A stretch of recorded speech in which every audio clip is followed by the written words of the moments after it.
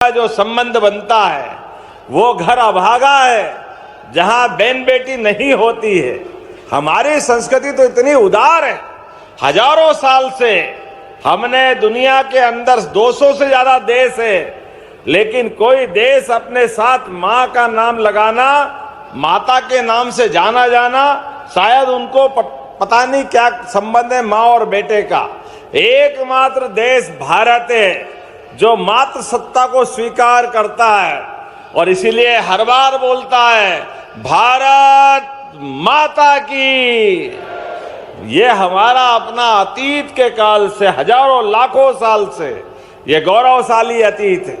और धरती पुत्र किसान, सीमा पे जवान और खेत में किसान, दोनों बराबर हैं। एक जान की बाजी लगा करके सीमा की रक्षा करके देश की सेवा करते हैं, और किसान सूरज नारायण भगवान से अपने पसीने के माध्यम से एक एक बूंद पसीना इस बात के लिए कि मेरे हाथ से कितने लोगों का पेट भरा है, कितने लोगों को भूखे को अन्न दे दूं। मैं दोनों हाथ जोड़ के प्रणाम करता हूं किसान भाई बहनों के लिए। हजारों साल से धरती पुत्र किसानों के माध्यम से हमारी संस्कृति हजारों साल से अलग प्रकार से जानी जाती, और आज तो ये बहुत सारे यंत्र भी आए। देखो समय बदलता तो कितने प्रकार से बदलता है, कैसी कैसी दुनियादारी चलती है। लेकिन जब मैं आपकी तरफ देखता हूं तो हमारे यहां तो गोपालन के माध्यम से किसानों की आय, केवल किसान की आय नहीं, पूरे गांव की दशा बदलने के लिए 33 करोड़ देवी देवता का वास गौमाता में होता है। और ऐसे समय में गोपालन से लगा करके गो के पालन के माध्यम से, बैलों के माध्यम से खेती, और खेती के माध्यम से पूरे देश में संपन्नता। पुराने जमाने में तो हमारे देश में पूरा रहता था कि यहाँ का मेहनत कश किसान सबकी कामना करता है, सबके भंडार भरे रहे, सब सुख और आनंद से रहे, किसी के जीवन में कोई कष्ट नहीं आए।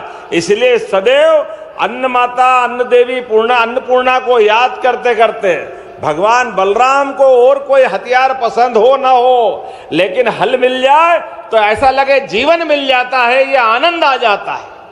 आज जब भावांतर की बात आपके बीच करने, यदि आपने अभी तक हमारे इस चैनल को लाइक नहीं किया तो लाइक कीजिए और सब्सक्राइब कीजिए और हमारी वीडियो पर एक अच्छा सा कमेंट कीजिए। इस अवसर पर मंच पर ही मौजूद हमारे कृषि मंत्री ऐदल सिंह कंसाना जी, आपकी प्रभारी मंत्री श्रीमती निर्मला भूरिया जी, हमारे हार्टिकल्चर मिनिस्टर माननीय नारायण सिंह जी, इस अवसर पर माननीय सांसद द्वय श्रीमान सुधीर गुप्ता जी, श्रीमान बंसीलाल गुर्जर जी, यहाँ के धाकड़ और हरदीप नहीं आए तो घर घर दीप जलेंगे। जोरदार अभिनंदन आपके अपने विधायक माननीय हरदीप डंग जी। इस अवसर पर माननीय विधायक दिलीप सिंह परिहार नीमच, माननीय विधायक अनिरुद्ध मारो जी, माननीय पूर्व विधायक राधेश्याम पाटीदार जी, माननीय जिला अध्यक्ष जी, इस अवसर पर हमारे सभी वरिष्ठ नेता निकालते हुए धरती माता के साथ सबकी जिंदगी में दो रोटी के प्रबंधन करने के लिए ये आपकी एक तरह से उस मेहनत का सम्मान निधि है। इसलिए कृषि सम्मान निधि आपको देते हैं। जब आपकी तरफ हम देखते हैं तो इतिहास देखते हैं, 2002-03 तक इस प्रदेश के अंदर कृषि क्षेत्र का रकबा सिंचाई का केवल 7 लाख हेक्टेयर था, केवल 7 लाख। और बिजली, ये नर्मदा सागर डैम, गांधी सागर डैम, अरे कहां कोई तकलीफ थी, लेकिन इनके बारे में विचार नहीं कर रहे थे। ये तो नदी किनारे प्यासे चंबल वाले अपने लिए यशस्वी प्रधानमंत्री के आशीर्वाद से अब मंदसौर नीमच जिले में कोई खेत खाली नहीं रहेगा, सबको पानी देने वाले हैं चंबल माता के माध्यम से। सबको जब पानी देने वाले हैं आपकी खेतों के अंदर, बिजली आपको पर्याप्त मिल रही है, तो आने वाले समय में आपकी खेती से और आमदनी अच्छी होना चाहिए।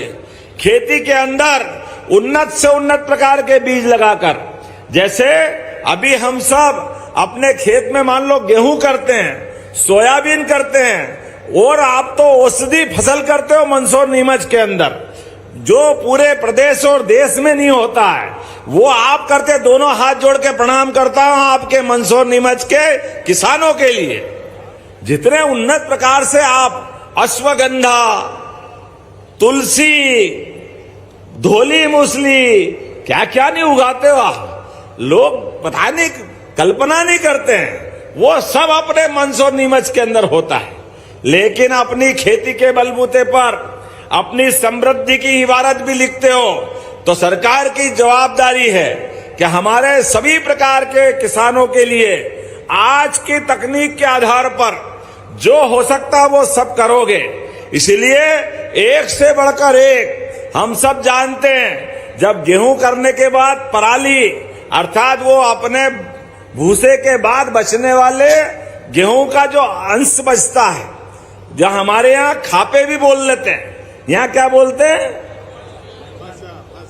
फाचा, फाचा, फाचा। अब वो फाचा बोलो। यदि आपने अभी तक हमारे इस चैनल को लाइक नहीं किया तो लाइक कीजिए और सब्सक्राइब कीजिए और हमारी वीडियो पर एक अच्छा सा कमेंट कीजिए।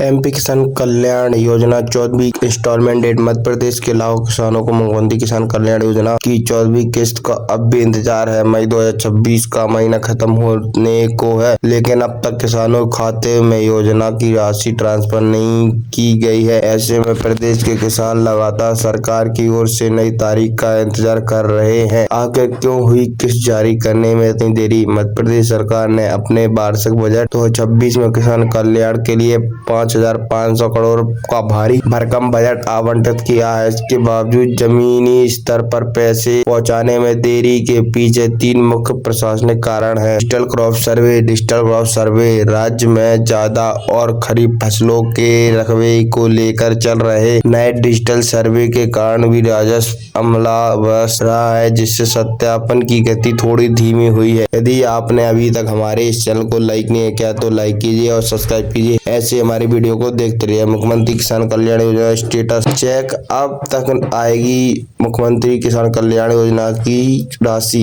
आधिकारिक सूत्रों के अनुसार राज्य सरकार द्वारा फंड जारी करने की फाइलों को अंतिम रूप दिया जा रहा है। जून 2026 के प्रथम या द्वितीय सप्ताह में किसी बड़े राज्य स्तरीय किसान स्वाभिमान पर्व कार्यक्रम के द्वारा मुख्यमंत्री बजट बटन दबाकर इस राशि को ट्रांसफर कर सकते हैं। देरी के देखते हुए यह भी संभावना जताई जा रही कि सरकार किसानों को एक साथ 4,000 ट्रांसफर कर सकती है। इसमें 14वीं-15वीं किस्त की राशि शामिल हो सकती है। हालांकि अभी तक सरकार राज्य की ओर से इसके आधार पुष्टि नहीं की गई है। डेटा वेरिफिकेशन, फर्जी लाभार्थियों को सिस्टम से बाहर निकालने की सरकार बड़े पैमाने पर डेटा फिल्टरेशन कर रही है। राजस्व रिकॉर्ड और आधार कार्ड का मिलान किया जा रहा है। ई-केवाईसी और डीबीटी कोई अनिवार्यता। हजारों किसानों के बैंक खाते आधार से लिंक नहीं है या उनका डायरेक्ट बेनिफिट ट्रांसफर मोड सक्रिय नहीं है। जब तक यह प्रक्रिया 100% पूरी नहीं होती तब तक फंड ट्रांसफर का आदेश अटक जाता है। सीएम किसान कल्याण योजना का लाभ लेने के लिए अंतिम मौका